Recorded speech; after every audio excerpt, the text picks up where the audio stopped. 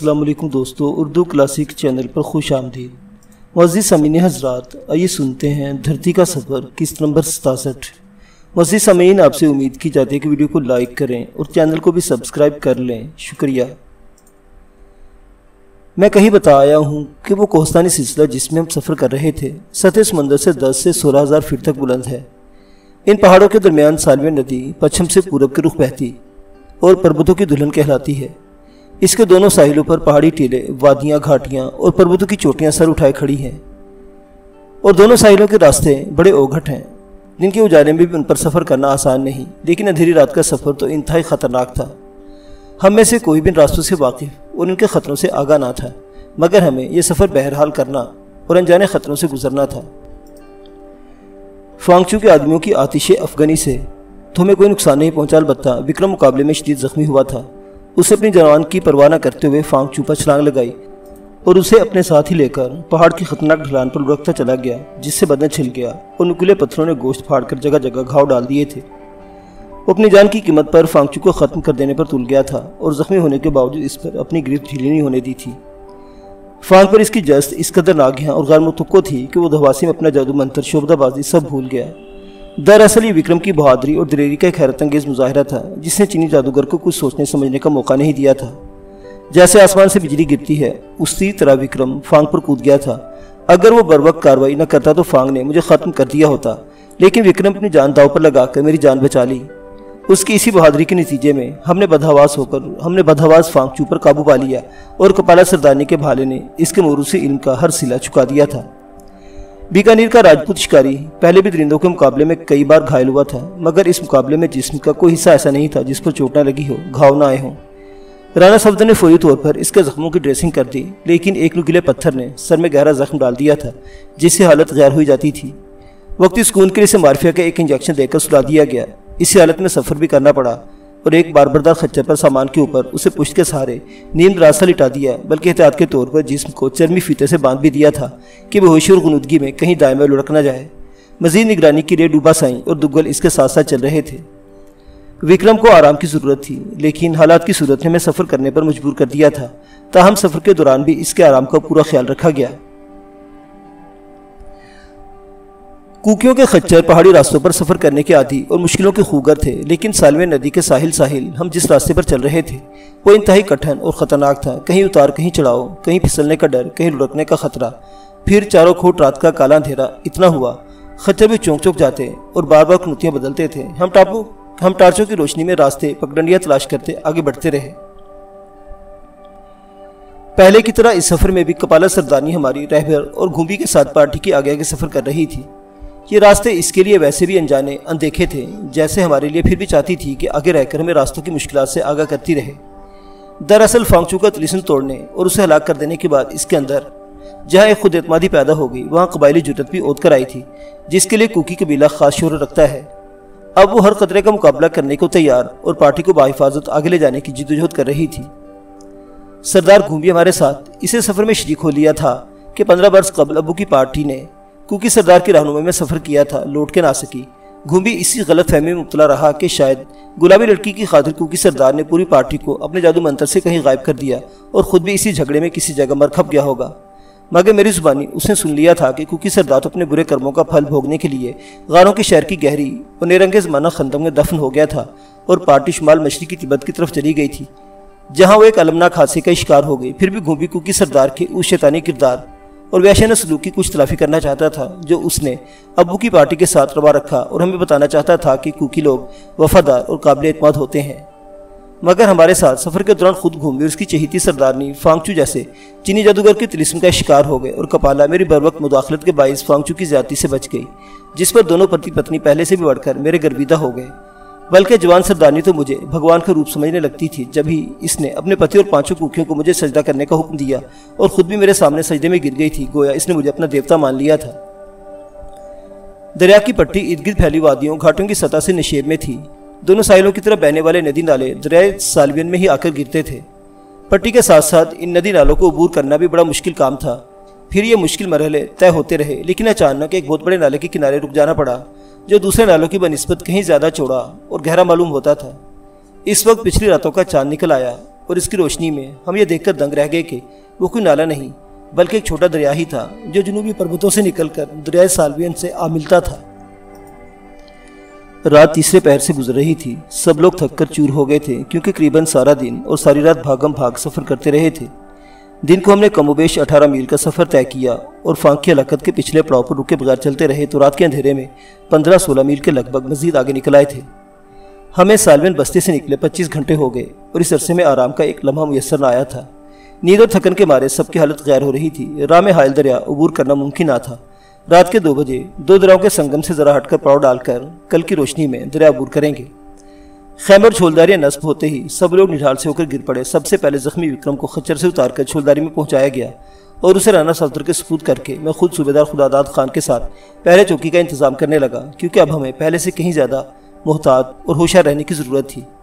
مسلسل بھاگ دوڑ، تھکاوٹ، پریشانی، نیند اور اعصابی دباؤ نے سب ساتھیوں کی بری طرح انڈال کر دیا تھا اور کوئی بھی اس حالت میں نہ تھا کہ پوری ہوشیاری اور مستعدی کے ساتھ پہرا دے سکتا، جبکہ خطرے مصیبت کی ایسی راتوں میں آدمی کو زیادہ چکنا رہنا پڑتا ہے۔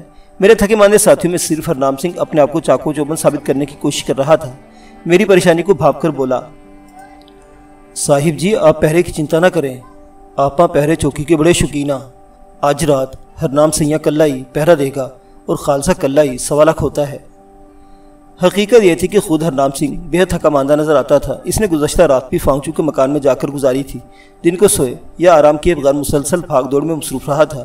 پچھلے پڑاؤ میں اسے دگل کے ہمراہ پیٹرولنگ کا بڑا مشکل فرض بھی ادا کرنا پڑا تھا۔ میں نے اپنے ذہن میں حساب لگایا تو وہ مسلسل 40 گھنٹوں سے جاگ رہا اور کام بھی کر رہا تھا۔ مسلسل کام سے مشین بھی تھک جاتی اور وقفے یا آرام کی ضرورت محسوس ہوتی ہے۔ ہرنام سنگھ تو پھر گوشت پوش کا آدمی تھا، ہماری طرح وہ بھی بری طرح تھک گیا، بلکہ پنجابی محاورے یا خالص سی بولی میں اس کا گھور نکل چکا اور حالات کا گھڑیال اس کے چہرے پر 12 بجا رہا تھا۔ لیکن یہ ہرنام سنگھ کا پیار اور جذبہ خلوص تھا کہ اس حالت میں بھی اپنی روایتی خوش طبعی کا مظاہرہ اور اظہار کرنے سے باز نہ رہ سکا اور اپنی سکھی عادت کے مطابق حالات کے سامنے ہار ماننے سے انکار کر دیا۔ حالانکہ میرے نزدیک پارٹی میں سب سے زیادہ اسی کو آرام کی ضرورت تھی اور میں چاہتا تھا کہ وہ اپنی نیند پوری کر لے۔ میں نے بھی تھوڑی سی خوش طبعی کا مظاہرہ اور اسی کی بولی میں سمجھانے کی کوشش کی۔ تم پہرا کیا دو گے ہرنام سنگھ؟ تمہاری صورت پر تو 12 بج رہے ہیں۔ وہ بے اختیار ہنس دیا۔ 12 تو بجتے ہی رہتے ہیں صاحب جی، پر اس ویلے میری صورت پر رات کے 12 بج رہے ہوں گے، دن کے نہیں۔ دن کے ہوں یا رات کے، مگر تمہارے 12 کبھی نہیں بجنے چاہیے۔ نہیں بجیں گے صاحب جی، آج تو میری گھڑی پر 11 کے بعد 1 بجیا کرے گا۔ میں اپنا قہقہ ضبط نہ کر سکا، شاید وہ بھی چاہتا تھا کہ میری ذہنی بوریت اور پریشانی دور ہو۔ مجھے ہرنام سنگھ پر پیار آ گیا۔ وہ ہر حال میں خوش رہنا اور اپنے ساتھی کو خوش رکھنا جانتا تھا۔ دنیا میں ایسے کھرے آدمی بہت کم ملتے ہیں۔ اسی اسنا میں کپالہ سردارنی گھوبی کے ہمراہ صوبیدار کی چھولداری میں داخل ہوئی اور اس نے بتایا کہ آج رات وہ سردار گھوبی اور 2 کوکیوں کے ساتھ خود پہرا دے گی۔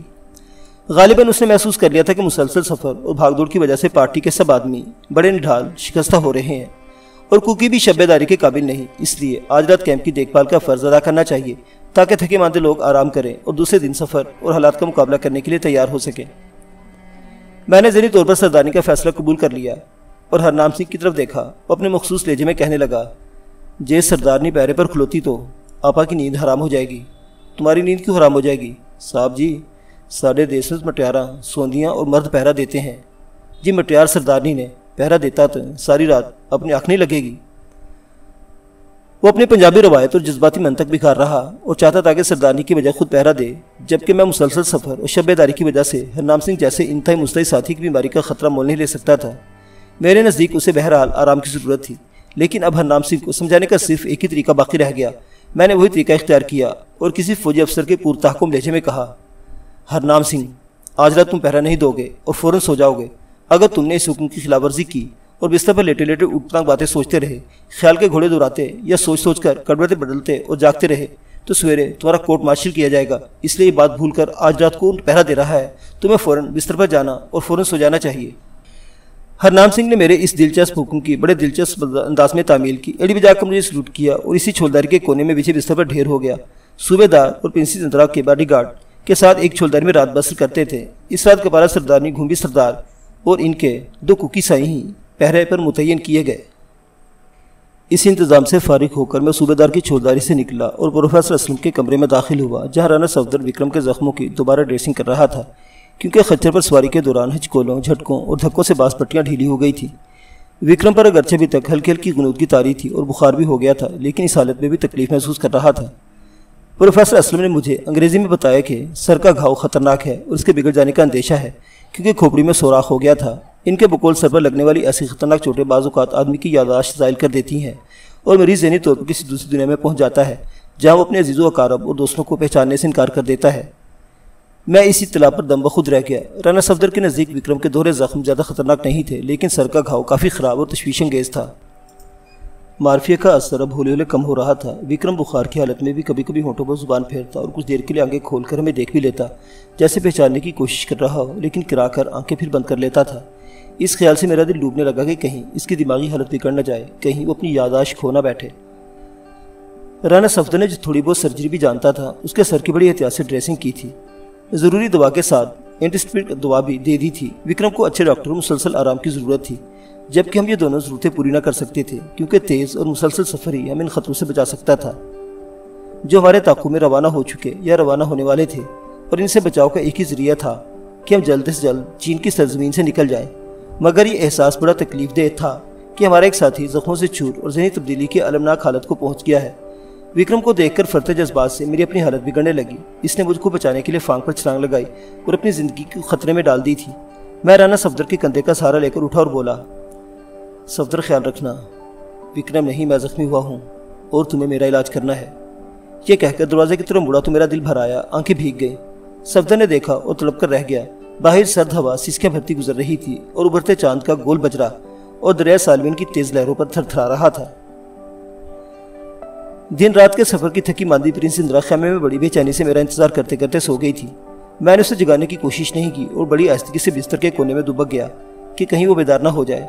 लालटेन की लो मध्यम करके मैं देर तक इस हालत में दुबका वाक़यात की रफ्तार और हालात की गर्दिश के बारे में सोचता रहा, जो हमें चीन में खींच लाई थी। कुदरत का कोई काम हिकमत से खाली नहीं होता और हिकमत ज़िंदगी के अहम तजर्बों का नाम है, जिनके लिए हम जान जोखों से गुजरते हैं। फिर न जाने कब नींद लगी और मैं कब नींद के जजीरे में उतर गया। उस रात कपाला सरदारनी, घूंबी सरदार और इनके दो कुकी आदमियों ने पहरा दिया और पहाड़ की घाटियों में फिरने वाला कोई भेड़िया और गिदड़ भी हमारे करीब न फटक सका। दिन के 9 बज रहे थे जब प्रिंस इंदिरा ने बैठी के लिए जगाया। चाय पीकर सारी कसलमंदी दूर हो गई और वो खुद कल की निस्बत हशाश पेशाश दिखाई देती थी। हालांकि अभी हम खतरों में महफूज नहीं हुए थे। आज सबसे पहले मैं दरिया अबूर करना था, जो जनूब के पर्वतों से उतरकर सालवीन से गले मिल रहा था। हमारे बेदार होने से पहले ही कपाला सरदारनी घूंबी के हमरा जनूब की तरफ को 1.5 मील तक इस घाटी का चक्कर लगा आई थी, जिसके साथ साथ दरिया बहता था और ऐसी कोई जगह नजर न आई थी जहाँ से उसे पार किया जा सकता। दरिया का किनारा ऊंचा था और खच्चर सामान समेत तो क्या, सामान के बगैर भी इस किनारे से नहीं उतर सकते थे। नाश्ते पर जो दरअसल पूरा खाना ही था, दरिया पार करने की बात छिड़ी तो प्रिंसेस ने तजवीज़ पेश की। मेरे ख्याल में हमें छोटे दरिया की जगह बड़ा दरिया पार करना चाहिए। बड़ा दरिया क्यों? हमें दरिया की पट्टी पर सफ़र करना है तो दरिया के उत्तर की पट्टी कुछ हमवार नजर आती है, उस पर सफ़र ज़रा आसान होगा। फिर हमारा पीछा करने वाले हमें दक्खन की पट्टी पर ढूंढेंगे और उत्तर की पट्टी पर जाकर हम उनसे भी महफूज रहेंगे। प्रोफेसर असलम तजवीज़ सुनकर गोया उछल गए और बोले, बिल्कुल दुरुस्त है। हमें दरिया के जनूबी साहिल को छोड़कर शुमाली साहिल पर उतर जाना चाहिए, बल्कि मेरी राय में शुमाली साहिल से भी 1.5 मील हटकर दरिया के मुतवाज़ी पहाड़ों के दरमियान मगरिब की तरफ चलते रहना चाहिए। हमारा ताक़ुब करने वाले हमें दरिया के जनूबी पहाड़ों में तलाश करते रहेंगे और इस अरसे में हम बहुत आगे निकल जाएंगे। हमें यह ख्याल नहीं आया था कि खतरे की हालत में अचानक रास्ता बदल लेना भी बचाव का एक उम्दा तरीका है और हमें भी अपना रास्ता तब्दील कर लेना चाहिए। फांगचू के हवारी यही जानते थे कि हम दरिया सालवीन के जनूबी साहिल पर सफ़र कर रहे हैं और दरिया के जनूबी साहिल या उसे मुल्हिक पहाड़ी रास्तों में ही ढूंढते फिर रहेंगे, जबकि शुमाली साहिल पर पहुंचकर हमारे बच निकलने का मौका था। प्रिंसेस इंदिरा की तजवीज़ और प्रोफेसर असलम की ताकीद ने तहफ़्फ़ुज़ और बचाव की एक सूरत निकाली और हमने छोटे दरिया की जगह बड़ा दरिया पार करने का फैसला कर लिया। जो मगरिब की तरफ जाएं, दरिया सालवीन का पाट कम और बहाव तेज़ होता चला जाता है। इसके दोनों किनारों पर कहीं बंजर टीले और चट्टानें थी, कहीं सरसब्ज़ और शादाब ढलाने थी, जिन पर छतरीदार दरख्त अपनी सब्ज़ बाहें फैलाए इस्तादा हैं। दोनों जानिब दरिया की पट्टी कहीं हमवार और कहीं ऊंची नीची और दुश्वार गुजार है। जिस जगह हमने पड़ाव डाला था वहाँ 2 दरियाओं के संगम की वजह से पानी का बहाव बहुत तेज़ था और हमें कोई ऐसी जगह तलाश करना थी जहाँ से दरिया बआसानी अबूर किया जा सके। दरिया में कहीं ना कहीं पायाब हिस्सा ज़रूर होता है, लेकिन हमारे दूरों नज़दीक दरिया सालवीन कहीं से भी पायाब नहीं था।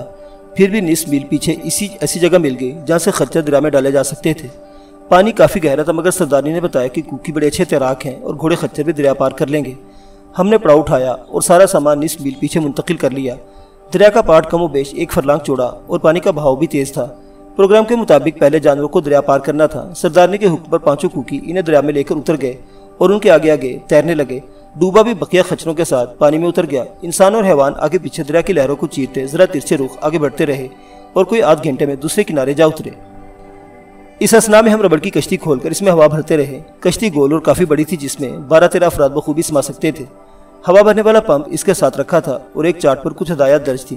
ان ہدایات کے مطابق کشتی میں بیک وقت صرف 9 آدمی سفر کر سکتے ہیں۔ اس کے علاوہ 250 پاؤنڈ تک وزن بھی لادا جا سکتا تھا۔ دال کے ساتھ ہوا چیک کرنے والا جیبی گھڑی کا سائز جتنا ایک چھوٹا میٹر بھی تھا۔ میٹر کے مطابق ہوا بھرنے کے بعد کشتی کا جائزہ لیا تو بڑی مضبوط اور محفوظ معلوم ہوئی۔ اسے پہلی بار اس سفر میں استعمال کیا جا رہا تھا۔ کشتی کو ٹرائل کے دریا میں اتارا تو میں نے رانا صفدر، صوبیدار خداداد خان اور ہرنام سنگھ اور بودھی کے ہمراہ اس میں ایک چکر لگایا اور پورا اطمینان کرنے کے بعد اسے ساحل سے لگایا۔ پہلے پھیرے میں 9 کے بجائے 7 افراد سوار کیے گئے، جن میں میرے علاوہ پرنسس اندرا، پروفیسر اسلم، زخمی وکرم جس کی حالت میں کوئی تبدیلی واقع نہیں ہوئی تھی، رانا صفدر اور بودھی نے اسے سٹیچر سمیت کشتی میں ڈال دیا۔ اس پر نئی غنودگی طاری ہو گئی تھی کیونکہ سویرے مارفے کا ایک اور انجیکشن دے دیا تھا۔ کشتی کا 7واں مسافر پرنسس اندرا کا باڈی گارڈ ٹھاکر اجیت سنگھ تھا۔ ان 7 سواریوں کے علاوہ رائفلوں اور ایمونیشن کے علاوہ کوئی سامان بھی لادا گیا۔ کشتی جنوبی ساحل سے روانہ ہوئی تو میں نے پتوار سنبھالی۔ رانا صفدر اور بودھی چپو چلانے لگے۔ اگرچہ دریا کے بہاؤ کے ساتھ ساتھ وہ خود بخود بہ رہی تھی، لیکن اس کا رخ شمالی کنارے کی طرف دھکیلنے کے لیے چپوں سے کام لینا پڑتا تھا۔ جدوجہد کے بعد آخر کشتی گھاٹ پر جا لگی، جہاں ڈوبا اور 5 کوکی ہمارے منتظر تھے۔ وکرم کو سٹیچر سمیت ساحل پر لٹا دیا گیا۔ پرنسس اندرا، پروفیسر اسلم اور ٹھاکر اجیت سنگھ کو اتار کر میں رانا صفدر اور بودھی کو لے کر پھر جنوبی کنارے پر آ گئے۔ دوسرے پھیرے میں کپالا سردارنی، گھومبی، دگل اور کریاپا کو پہلے سے نسبتاً زیادہ سامان کے ساتھ شمالی کنارے پر پہنچایا گیا۔ سردارنی ربڑ کی کشتی میں بیٹھ کر عجیب سی حیرت اور سنسنی محسوس کر رہی تھی۔ تیسرے چوتھے پھیرے میں صرف سامان ڈھویا گیا۔ 5ویں اور آخری پھیرے میں صوبیدار خداداد خان، لینس نائک ہرنام سنگھ اور پرنسس کا دوسرا باڈی گارڈ رگھو رائے بقیہ سامان سمیت شمالی ساحل پر اترے۔ اس طرح 1:30 بجے تک ہم دریا کی جنوبی پٹی کو چھوڑ کر شمالی پٹی پر آ گئے۔ پھر خچروں پر سامان لادا، ہوا خارج کر کے کشتی کو تہہ کیا اور شمالی ساحل کے ساتھ ساتھ سفر پھر شروع ہو گیا۔ وکرم کے لیے ایک بار بردار خچر پر ہماری قسم کا باقاعدہ ہودہ بنا کر بستر بنا دیا گیا تھا، جس سے اس کا سفر پہلے سے کچھ آرام دہ ہو گیا، مگر اس کی حالت ابھی تک مختوش تھی۔ پروفیسر اسلم کا خیال تھا کہ ہمیں دریا کی شمالی پٹی سے بھی 1.5-2 میل پرے ہٹ جانا چاہیے تاکہ تعاقب کرنے والوں کو ہمارا کھوج نہ مل سکے۔ چنانچہ تھوڑی دور ساحل کے ساتھ ساتھ سفر کرنے کے بعد ہم شمالی پربتوں میں داخل ہو گئے اور ساحل سے 1.5-2 میل ہٹ گئے، لیکن اس سفر میں دریا سالوین ہمارے لیے ایک کمپاس یا قطب نما کی حیثیت رکھتا تھا، اس لیے اس سے زیادہ دور نہیں جا سکتے تھے۔ ہم نے جنوبی اور شمالی پربتوں کے درمیان دریا کی فضائی پٹی کو نظروں میں رکھا اور پہاڑوں کے نشیبی حاشیوں پر مغرب کی جانب بڑھتے رہے۔ پہاڑوں کے اونچ پیچ میں سفر کرتے ہوئے ہم کسی نظر نہیں آ سکتے تھے، لیکن 1.5-2 میل چلنے کے بعد کسی بلندی سے دریا کا جائزہ ضرور لیتے رہے۔ یہ ہماری خوش قسمتی تھی کہ شمالی پربتوں کے درمیان ایسی ہموار وادی اور گھاٹیاں واقع تھیں جہاں سفر کی رفتار خاصی تیز تھی۔ شام کا اندھیرا اترنے سے پہلے ایک چشمے کے کنارے صرف کھانے کے لیے پڑاؤ کیا گیا اور ہرنام سنگھ کو دگل کے ہمراہ دریا پٹی کی طرف پیٹرولنگ کے لیے بھیج دیا تاکہ وہ صورتحال کا اندازہ لگائے۔ دونوں قریباً 1.5 گھنٹے میں لوٹ آئے۔ ہرنام سنگھ نے اطلاع دی، دریا پر ستے خیرہ ہیں، آپنوں کہ میل تک کسی بھوت کا سایہ بھی نظر نہیں آیا۔ ہمیں بھوت سے کوئی مطلب نہیں، کسی آدمی کا سایہ نظر نہیں آنا چاہیے۔ صاحب جی کوئی آدمی ہوندا تو اس کا سایہ بھی نظر آندا۔ دریا کی پٹوں کوسوں تک سجن سجان اور چپ چپا پڑی ہے، انج لگتا ہے ہن کوئی ہمارا پیچھا نہیں کرے گا۔ ہرنام سنگھ خبر رسانی اور پیٹرولنگ میں کافی ہوشیار آدمی تھا اور اس کی اطلاع سے اندازہ ہوتا تھا کہ شاید فانگ چونکہ ہماری اس کے آخری رسوم ادا کرنے میں مصروف ہوں گے، یا پھر سرکاری افسروں کو ان کی کہانی پر یقین نہیں آیا ہوگا۔ اگر فانگ کے چیلوں کا جادو چل جاتا تو پولیس ضرور ہمارا تعاقب میں آتی۔ اب صرف ایک ہی اندیشہ، ایک ہی امکان تھا کہ تعاقب کرنے کے بجائے کسی ذریعے سرحدی چوکی کو ہمارے فرار سے آگاہ کر دیا ہوگا اور سرحدی پولیس ہمارا راستہ کاٹنے کی کوشش کرے۔ بہرحال پیچھے سے کسی تعاقب کا خطرہ نہیں تھا، شاید خطرہ ہم سے میلوں آگے نکل گیا اور کہیں گھات لگا کر بیٹھ گیا تھا۔ اس اثنا میں کھانا تیار ہو گیا تھا۔ ہم نے کھانا کھایا اور اندھیری رات میں سفر پھر شروع ہو گیا۔ ابھی ہمارے پاس ایک چانس تھا کہ تیزی سے سفر کرتے ہوئے پولیس کی توقع سے 1-2 دن پہلے ہی سرحد کے آس پاس پہنچ جائے اور اس کی نظروں سے بچ کر سرحد پار کر جائے۔ اگر کسی قافلے یا پارٹی کی اوسط رفتار 30 میل یومیہ مقرر کی جائے تو جائے حادثہ سے سرحد تک پہنچنے میں کم و بیش 7-8 روز کا عرصہ درکار تھا۔ ہمیں اس عرصے سے کم کرنے کے لیے دن رات سفر کرنے کی ضرورت تھی، چنانچہ ہم دوسری رات میں متواتر سفر کرتے رہے، حتیٰ کہ نصف شب کے بعد پھر سالوین کے ایک معاون دریا کے کنارے رک جانا پڑا جو شمالی پربتوں سے نکل کر بڑے دریا میں آ گرتا ہے۔ دریائے سالوین کے دونوں ساحلوں پر اونچے پہاڑی سلسلے کھڑے ہیں اور دونوں اطراف سے متعدد ندی نالے اور دریا اس میں گرتے ہیں۔ یہی وجہ ہے کہ جو دریا پورب کی جانب بڑھتا ہے اس کا پاٹ بڑھتا اور پانی گہرا ہوتا چلا جاتا ہے اور برما میں پہنچ کر وہ مشرق کے چند بڑے دریاؤں میں شمار ہونے لگتا ہے۔ دریا کے کنارے ہی ایک جگہ کیمپ لگا لیا گیا اور وکرم کو خچر سے اتارا تو یہ دیکھ کر پریشان ہو گئے کہ بخار پہلے سے تیز ہو چکا اور اس پر ہذیان کی کیفیت طاری تھی۔ حالانکہ اس کا سفر امارینوا عہدے میں آرام سے کٹا تھا۔ اسے چھولداری میں لائے اور روشنی میں سر کے زخم کا معائنہ کیا تو دل دھک سے رہ گیا۔ زخم بگڑ رہا تھا۔ اب اس کی ذہنی حالت کے بدل جانے کا خطرہ بڑھ گیا تھا۔ اس پر غیری غنودگی یا غشی طاری تھی اور ہذیان میں کبھی کبھی بڑبڑانے بھی لگتا تھا۔ ایک دو بار اس کی بڑبڑاہٹ پر پروفیسر اسلم، رانا صفدر اور میں نے بھی سنی۔ وہ بے ہوشی یا بخار کی غنودگی میں ایک ہی فکرہ بار بار دہرا رہا تھا اور یہ تھا وہ فکرہ، آج تمہارے نوابزادے نے میری جان بچا لی ہو اور آج سے اپنا جیون ان کا ہو گیا۔ وکرم نے جے پور کے جنگل میں یہ بات رانا صفدر کو مخاطب کر کے کہی تھی جب ہاتھیوں پر کھیلے جانے والے شکار کے دوران شیر کے حملے سے شدید زخمی ہو گیا تھا اور میں رانا صفدر کے ہمراہ خیمے میں اس کی عیادت کرنے گیا تھا۔ ہم سب نے اس کی زبان سے فکرہ سنا اور دل محسوس کر رہ گئے۔ بخار یا سر کے بگڑتے گھاؤ نے اس کے ہوش و حواس سلب کر لیے تھے اور بے ہوش یا غیر غنودگی کی حالت میں اس کی زبان سے بار بار ادا ہونے والا فکرہ انتہائی جگر خراش اور تکلیف دہ تھا، کیونکہ اس فکرے سے ظاہر ہو رہا تھا کہ اس کا جیون میرے نام لگ گیا ہے۔ مگر یہی جگر خراش اور تکلیف دہ فکرہ اس امر کی نشاندہی بھی کرتا تھا کہ سر کے غیر معمولی گھاؤ کی وجہ سے اس کی ذہنی حالت بدلی نہیں، ماضی اور حال سے اس کی یادداشت کا رشتہ منقطع نہیں ہو رہا، بلکہ بیماری اور غنودگی کے باوجود ماضی اس کے حافظے کی لوح پر رقم ہے اور وہ اسے پڑھ رہا اور پھرتے جذبات میں میرے لیے اپنی بے پناہ محبت کا اظہار کر رہا ہے۔ کسی یادگار سمے کی کچھ باتیں، کچھ یادیں ہمارے ذہن کی کوٹھریوں میں چھپ کر بیٹھ جاتی ہیں اور زمانہ ان پر حالات کی گرد بکھیرتا، بے خبری کے پردے ڈالتا آگے بڑھ جاتا ہے۔ وقت کے ساتھ وہ باتیں، وہ یادیں آدمی کے ذہن سے محو ہو جاتی ہیں اور زندگی کے ہنگاموں میں اسے یاد بھی نہیں رہتا کہ گزرے دنوں میں کوئی انوکھی بات ہوئی تھی۔ مگر زندگی کے سفر میں ناگہاں ایک ایسا موڑ آتا ہے جب زمانہ بیتے لمحوں کو دہراتا ہے۔ زندگی کی کوٹھلیوں میں یادداشتوں کے بند کواڑ کھل جاتے ہیں اور آدمی بیتی باتوں اور گزری یادوں سے گلے ملتا ہے۔ اس کے برعکس کبھی کبھی یوں بھی ہوتا ہے کہ آدمی ماضی کی باتوں کو بھولتا تو نہیں، البتہ وقتی طور پر ان سے غافل ہو جاتا یا پھر موقع کی تاک اور گھات میں رہتا ہے کہ کب اس کے کسی قول یا عہد کو پورا کرنے کی گھڑی آتی ہے اور کب وہ اپنے ماضی کا قرض چکانے کے قابل ہوتا ہے۔ اور جب وہ گھڑی وہ ساتھ آ جاتی ہے اور آدمی گزرے لمحوں کو یاد کرتا، بیتی باتوں کو دہراتا اور اس امر پر مطمئن ہو جاتا ہے کہ اپنے قول میں پورا اترا۔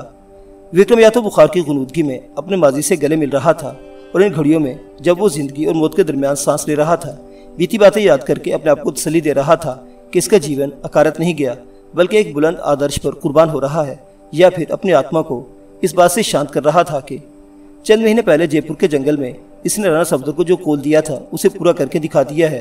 دونوں ہی صورتوں میں اپنے ماضی کے ساتھ اس کا ناطہ قائم تھا۔ پروفیسر اسلم اور رانا صفدر کے نزدیک جہاں اس کی زندگی خطرے میں پڑ گئی تھی، وہاں سب سے بڑا خطرہ یہ درپیش تھا کہ اگر وہ بچ بھی گیا تو سر کی چوٹ اور بگڑتے گھاؤ سے اس کی ذہنی حالت یکسر تبدیل ہو جائے گی، یادداشت کھو دے گا اور اپنے عزیزوں دوستوں سب کو بھول جائے گا۔ یہ خیال یقیناً بڑا روح فرسا تھا کہ ایک شخص جیتے جی اپنی پچھلی زندگی سے بالکل بے تعلق ہو جائے اور اسے یہ بھی یاد نہ رہے کہ اس کی زندگی کے 38 برس کہاں اور کس طرح گزرے تھے۔ لیکن میرا وجدان یا میرے اندر کا آدمی کچھ اور کہہ رہا تھا اور یہ کہہ رہا تھا کہ اپنے ماضی سے وکرم کا ناطہ نہیں ٹوٹ سکتا۔ وہی فکرہ جسے وہ بے ہوشی کی حالت میں دہرا رہا تھا میرے وجدان کی تائید کر رہا تھا کہ ماضی کی یادیں اور یادداشتیں اس کے ساتھ ساتھ چل رہی ہیں۔ مجھے وکرم کی ذہنی تبدیلی کی نہیں، زندگی کی فکر تھی اور میں اپنے دوستوں سے اس فکر کا اظہار کیا۔ لگتا ہے سر کے گھاؤ پر دوا نے اپنا کام نہیں کیا۔ رانا اور پروفیسر اس بات پر حیران تھے کہ دوا تو وہی ہے جو دوسرے زخموں پر اپنا کام کر رہی ہے اور وہ ٹھیک ہو رہے ہیں، پھر سر کے گھاؤ پر اس کا اثر کیوں نہیں ہوا؟ جو مرہم استعمال کیا گیا وہ انتہائی زود اثر تھا۔ رامپور کے جنگل میں وہی مرہم میرے زخموں پر لگایا گیا تھا اور میں نے خود موجز نما اثر دیکھا تھا۔ مگر عجیب بات تھی کہ وکرم کے سر پر وہ مرہم بیکار ثابت ہوا تھا۔ میرے پاس زخموں کے لیے اس سے بہتر کوئی دوا نہیں، نہ صحیح مگر دوا تبدیل کر دو۔ رانا صفدر اور پروفیسر نے چونک کر میری طرف دیکھا مگر کچھ بولے نہیں۔ میرے مشورے کے مطابق رانا وکرم نے سر کی پٹیاں کھول دی، زخم کو اثرینوں صاف کیا اور اپنے میڈیکل باکس سے ایک نئی دوا نکال کے مجھے دکھائی۔ اس اثنا میں وکرم کی حالت میں کوئی تبدیلی نہ ہوئی، البتہ اس نے بڑبڑانا بند کر دیا اور ایک دو بار جب میں نے اسے بلانے کی کوشش کی تو کوئی جواب نہیں دیا۔ بے ہوشی کی حالت میں وہ نہ کچھ سنتا تھا نہ بولتا تھا، بڑی عجیب بے ہوشی یا غنودگی تھی۔ ان پہاڑوں پر جہاں دور تک کوئی ڈاکٹر تو کیا کسی آبادی کا نشان بھی نہیں تھا، وکرم کے علاج کے لیے ہمارا واحد سہارا رانا صفدر تھا یا پھر پروفیسر اسلم تھے جنہیں ڈاکٹری سے تھوڑا بہت لگاؤ تھا اور وہ رانا صفدر کو کوئی مشورہ دے سکتے تھے۔ رانا صفدر بھی کوئی ڈاکٹر تو نہیں تھا، میں شکاریوں کو پیش آنے والے خطرات کے مد نظر اور زخموں کے فوری علاج کی خاطر، کیونکہ جنگلوں میں طبی امداد تو میسر نہیں ہوتی، اس نے ضرورتاً سرجری کی کچھ معلومات حاصل کر لی تھی، لیکن وہ ایک ایسے زخمی کا علاج کرنے کا اہل نہیں تھا جس کے سر میں گہرا زخم آیا اور جس کی ذہنی حالت تبدیل ہو جانے کا خطرہ لاحق تھا۔ اس کے علاج کے لیے کسی ماہر سرجن کی ضرورت تھی۔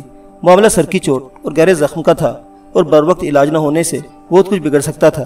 یہ سوچ کر دل ڈوبنے لگا کہ اپنے ساتھی کی زندگی بچانے کے لیے ہمیں کسی ماہر سرجن اور ڈاکٹر کی خدمات حاصل نہیں کر سکتے۔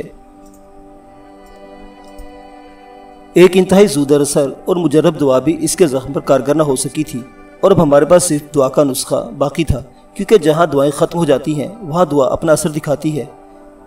میں نے نئی دعا کی شیشی، جو عام طور پر معمولی زخموں کے استعمال ہوتی تھی، ہاتھ میں پکڑی اور رقت دل کے ساتھ خدا سے دعا کی کہ اے ارحم الراحمین، تو وکرم کے لیے اس معمولی دعا میں شفا رکھ دے۔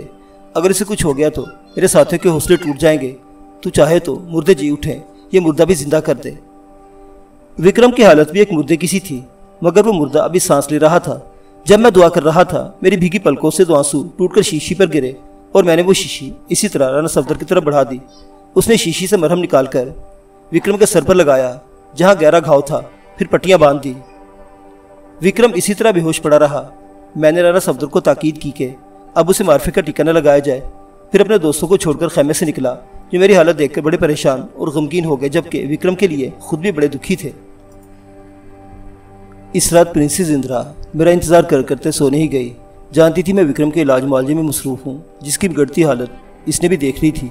جو ہی میں خیمے میں داخل ہوا، بستر میں اٹھ کر بیٹھ گئی۔ میری صورت دیکھی تو چپ کی چپ رہ گئی اور پوچھنا نہیں، مجھے ہی بتانا پڑا۔ وکرم کی حالت ٹھیک نہیں، وہ تو میں تمہاری صورت دیکھ کر ہی سمجھ گئی تھی۔ بستر پر بیٹھتے ہی میری آنکھیں چھلک پڑی اور اندرا نے تڑپ کر مجھے اپنی باہوں میں لے لیا۔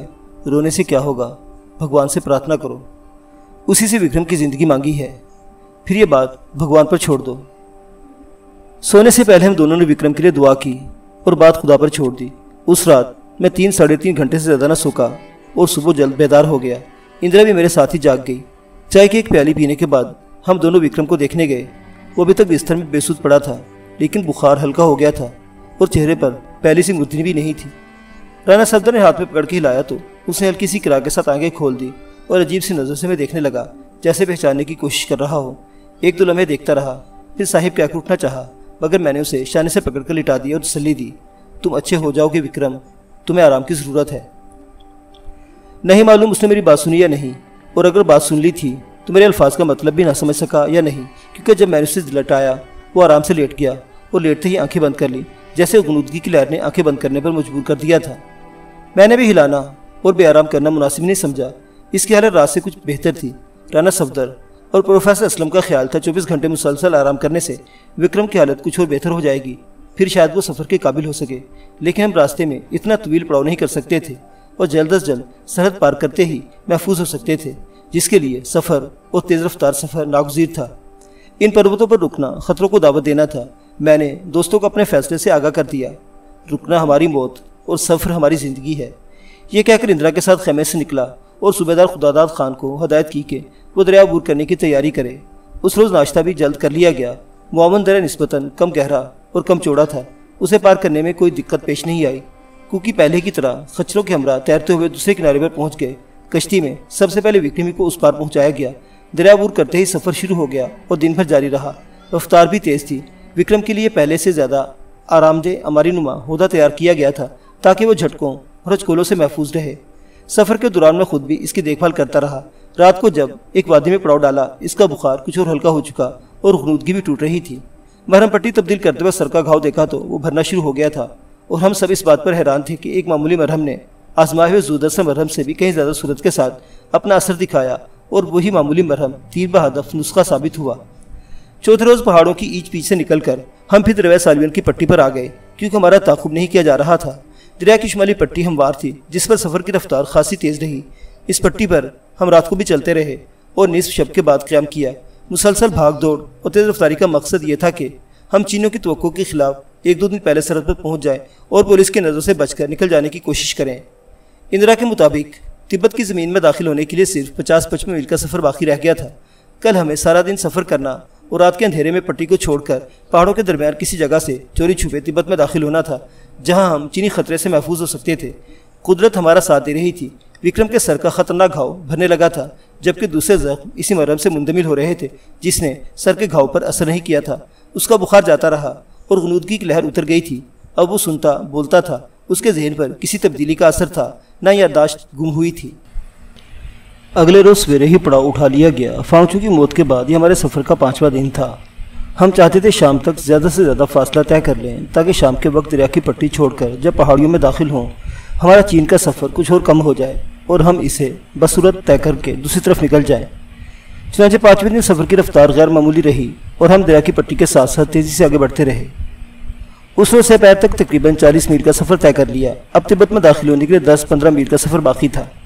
آگے پیچھے خطرے کے آثار نہیں تھے۔ حالات ہمارے موافق اور موقع تھا کہ پولیس کی بے خبری سے فائدہ اٹھا کر چین کی سرحد پار کر جائیں۔ دریا کی پٹی پر ہمیں صرف 3-4 میل اور سفر کرنا، پھر اسے چھوڑ کر شمالی پروتوں میں اتر جانا تھا، کیونکہ 3-4 میل تک شمال کی طرف چٹانوں کا ایسا سلسلہ حائل تھا جس سے گزر کر ہی ہم پہاڑیوں کا رخ کر سکتے تھے۔ اس روز ہم نے بہت تیز سفر کیا اور اپنے فرار کے منصوبے کو کامیابل بنا دیا تھا۔ ابھی شام کا جھپٹا پھیلنے میں 1.5 گھنٹہ باقی تھا اور ہم 3-4 میل کا سفر طے کر کے دن کے اجالے میں اپنا راستہ تبدیل کر سکتے تھے۔ انسان کی فطرت ہے، جب وہ کامیابی کی منزل کے قریب پہنچ جاتا ہے اس کے اندر ایک عجیب سی بے چینی پیدا ہو جاتی اور وہ چاہتا ہے کہ جو کچھ ہونا ہے آنن فانن ہو جائے۔ اسی بے چینی کے عالم میں اس کا عمل بھی غیر معمولی ہو جاتا ہے اور وہ باتیں بھی خلاف معمول کرنے لگتا ہے۔ ہم بھی کچھ ایسی کیفیت سے دوچار وہ چاہتے تھے کہ ہمارے پر لگ جائیں اور ہم اڑ کر منزل مقصود پر پہنچ جائیں۔ اسی کیفیت میں 3-4 میل کا فاصلہ 1.25 گھنٹے میں طے کر لیا اور شمال کی جانب چٹانوں کا بے ہنگم سلسلہ بھی ختم ہو گیا۔ وہ سلسلہ دریا کے گھماؤ پر ختم ہوا، جہاں دریا گھوم کر ذرا جنوب کی مغرب کی طرف ہو لیا اور دریائی پٹی چھوڑ کر ہم وہیں سے ایک گھاٹی کے ساتھ ساتھ شمال مغرب کی جانب راستہ نکلتا تھا۔ وہی ہمارے آخری مرحلے کا راستہ تھا۔ سردارنی اور گھومبی پہاڑی کے سفر کا تجربہ رکھتے اور اس آخری مرحلے میں پہاڑوں کے درمیان ہماری رہنمائی کر سکتے تھے، مگر ظاہر ہے کہ رات کا اندھیرا پھیل جانے کے بعد ہمیں ٹارچوں کی روشنی میں سفر نہیں کرنا تھا۔ فرار کے مرحلے پر روشنی ہمارے لیے خطرہ بن سکتی تھی۔ رہنمائی کے لیے ایسا آدمی درکار تھا جو اندھیرے میں راستہ تلاش کر سکتا، خطروں کو بھاپ لیتا۔ ہماری پارٹی میں ایسا آدمی صرف ایک تھا، ہرنام سنگھ، جس کی نظریں اندھیروں میں چھید کرتی جاتی تھیں۔ میں نے اسے ہدایت کی کہ وہ سردارنی اور گھومبی کے ساتھ پارٹی کے آگے آگے سفر کرے۔ ہرنام سنگھ میں جہاں بہت سی خوبیاں اور وہاں ایک خوبی یہ بھی تھی کہ مشکل کام کے لیے ہر وقت مستعد رہتا، فوراً تیار ہو گیا۔ میں نے بتایا، ہرنام سنگھ، آج رات ہمیں ٹارچ نہیں چلانی، ٹارچ کا کام آنکھوں سے لینا ہے۔ میں تو سگوں خود آپ کو یہ بات بتانے والا تھا کہ آج ٹارچ نہیں برتنی، خطرے کے ٹائم کوئی فوجی تیری بھی نہیں بال سکتا۔ ہرنام سنگھ ریٹائرڈ فوجی اور ان باتوں کو خوب سمجھتا تھا۔ میں نے سردارنی کو بھی کچھ ضروری باتیں سمجھا دی اور ہرنام سنگھ اپنی رائفل کندھے پر لٹکائے اس کے ساتھ ہو لیا۔ ہمارے اس طرح کے ہمارے دل دھڑک رہے تھے کیونکہ اس سفر کا آخری اور انتہائی خطرناک مرحلہ شروع ہونے والا تھا۔ ابھی ہم دریا کے گھماؤ پر پٹی چھوڑ کر شمالی گھاٹی پر مڑے ہی تھے کہ اس راستے پر جدھر میں جانا تھا پولیس کے 5-6 سپاہی ایک پہاڑی موڑ سے نکل کر بالکل ناگہاں نمودار ہوئے، جنہیں دیکھتے ہی ہم انہی قدموں میں ٹھٹک کر رہ گئے اور مارے حیرت کے گم ہو گئے۔ اب اس کے سوا اور کوئی چارہ نہ تھا کہ اس راستے پر مڑنے کے بجائے ہم دریا کی پٹی کے ساتھ ساتھ آگے بڑھیں۔ پیچھے تو جا نہیں سکتے تھے، مگر دریا کی پٹی پر نظر پڑی تو ادھر سے بھی 5-6-7 مسلح سپاہی کو نکلتے دیکھ کر ہاتھوں کے طوطے اڑ گئے۔ پولیس نے ہمیں دونوں جانب سے گھیر لیا اور وہ خطرہ جو تعاقب نہ ہونے کی وجہ سے دل کے نہاں خانے میں سرسرایا تھا عملی شکل میں سامنے آ گیا۔ حالانکہ ہمارے نزدیک اگر سرحدی پولیس کو ہماری عمل سے مطلع بھی کر دیا گیا تھا تو اسے بھی 2 دن مزید ہمارا انتظار کرنا تھا۔ ہم 2 دن پہلے پہنچ گئے تھے اور پولیس بھی ہمارے استقبال کے لیے موجود تھی۔ ہمارے تمام اندازے، سارے قیاس غلط ثابت ہوئے۔ فرار کا منصوبہ کانچ کی طرح ٹوٹا اور کرچی کرچی ہو کر بکھر گیا۔ اب نہ صرف ہمارے فرار کے راستے مسدود ہو گئے بلکہ پیچھے ہٹنا بھی ناممکن تھا۔ نہ پائے رفتن نہ جائے ماندن کا مضمون درپیش تھا۔ اس ناگہانی افتاد سے میرے اور میرے ساتھیوں کی جو حالت ہوئی اسے الفاظ میں بیان نہیں کر سکتا۔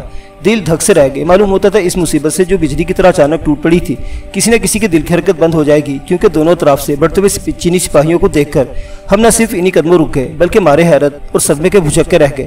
صورتحال سراسر ہمارے خلاف تھی۔ ہم غیر ملکی مسافر اور راہداری کے بغیر چین میں داخل ہو گئے، مگر دوسرا الزام اس سے بھی کہیں زیادہ بھیانک تھا کہ ایک چینی کو ہلاک کر دینے کے بعد بھاگ نکلے تھے۔